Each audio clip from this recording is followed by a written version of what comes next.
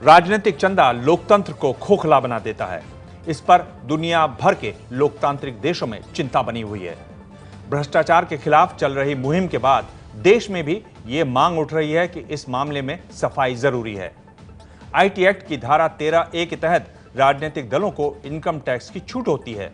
बस पार्टियों को टैक्स का ब्यौरा देना होता है, लेकिन 20,000 रुपए से कम के चंदे को गुप्त रखा जाता है। उसका ब्यौरा चुनाव आयोग को पार्टियां नहीं देती हैं। आज प्रधानमंत्री नरेंद्र मोदी ने अपनी कानपुर की रैली में एक बड़ी बात कही। उन्होंने कहा कि राजनीतिक दलों को मिलने वाले चंदे का सही हिसाब दिया जाना चाहिए। चुनाव आयोग ने सिफारिश की है कि राजनीतिक दलों को मिलने वाले 20,000 से कम के गुप्त चंदे की सीमा को घटाकर 2,000 रुपए कर देना चाहिए। कांग्रेस ने चुनाव आयोग की सिफारिश को सही बताया, जबकि बिहार के मुख्यमंत्री नीतीश कुमार ने कहा कि हर पैसे का हिसाब चुनाव आयोग को दिया जाना चाहिए। बीजेपी चंदे में मिले 970 करोड़ 43 लाख रुपए, पिछले साल के मुकाबले 296 करोड़ 62 लाख रुपए ज्यादा। कांग्रेस 593 करोड़ 31 लाख रुपए, पिछले साल के मुकाबले 4 करोड़ 74 लाख कम। बीएसपी 123 करोड़ 92 लाख, पिछले साल के मुकाबले 2 करोड़ 50 हजार रुपए ज्यादा। एनसीपी 111 करोड़ 95 लाख, पिछले साल के मुकाबले 45 करोड़ 40 हजार ज्यादा। सीपीएम 67 करोड़ 64 लाख रुपए, पिछले साल के मुकाबले 12 करोड़ 22 लाख ज्यादा।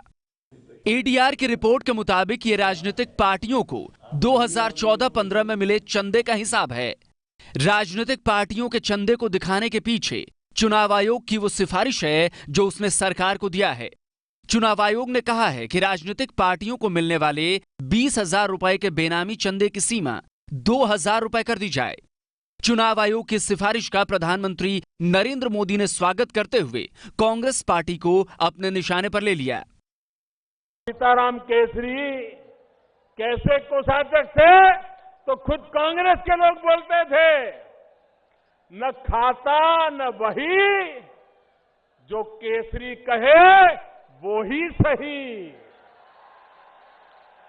न खाता न वही, केसरी कहे वो ही सही। ये तो उनके हिसाब किताब के तरीके थे।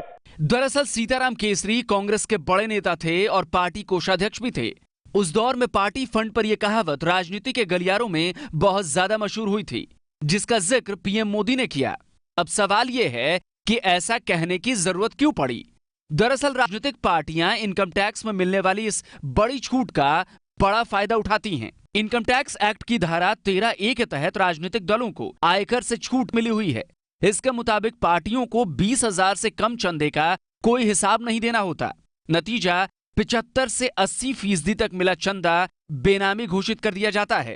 इलेक्शन कमीशन सलाह देता है और लॉ कमीशन ऑफ इंडिया सलाह देता है और लोग सलाह देते हैं, कभी कभी सुप्रीम कोर्ट भी सलाह देती है, लेकिन राजनीतिक दल किसी भी सलाह को मानने के लिए तैयार नहीं है जिससे उनके पैसे का लेन देन सार्वजनिक हो। एडीआर की रिपोर्ट के मुताबिक 20,000 से कम चंदा दिखाने में बीजेपी नंबर 1 पर है। इस साल चंदे से पार्टी को मिले करीब 872 करोड़ रुपए, जिसमें उसने बताया है कि 434 करोड़ 67 लाख रुपए उसे 20,000 से कम चंदे की शक्ल में मिले हैं। वहीं कांग्रेस को इस साल करीब 207 करोड़ रुपए चंदे में मिले। कांग्रेस ने बताया है कि इसमें से 65 करोड़ 58 लाख रुपए उसे 20,000 से कम चंदे की शक्ल में मिले हैं। बहुजन समाज पार्टी ने तो मिले हुए 92 करोड़ 80 लाख की पूरी रकम को ही बता दिया कि वो 20,000 से कम चंदे के रूप में मिले हैं, जबकि एनसीपी ने चंदे से मिली अपनी पूरी कमाई को 20,000 से ऊपर मिले चंदे के रूप में बताया है।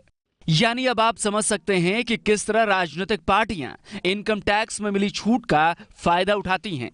चुनाव आयोग की सिफारिश का कांग्रेस ने भी स्वागत किया है और बिहार के मुख्यमंत्री नीतीश कुमार ने भी समर्थन दिया है। केंद्र सरकार, मुझे विश्वास है कि बाकी राजनीतिक दलों से भी चर्चा करेगी, लेकिन कोई भी संशोधन अगर कानून में करना है तो वो तो पार्लियामेंट में ही लाना पड़ेगा। जहाँ तक हम लोगों की राय है, ठीक ही अच्छा है। कोई भी 2,000 रुपया क्यों, ₹10 भी कोई देता है तो उसका नाम क्यों नहीं डिस्क्लोज हो? 2000 रुपया की भी क्यों सीमा? कोई ₹1 भी देता है तो वही कौन दिया जानना चाहिए, क्या फर्क पड़ता है? फिलहाल चुनाव आयोग अपनी सिफारिश कानून मंत्रालय को भेज चुका है और उसने सरकार को इस संबंध में कानून में जरूरी बदलाव करने की सलाह दी है।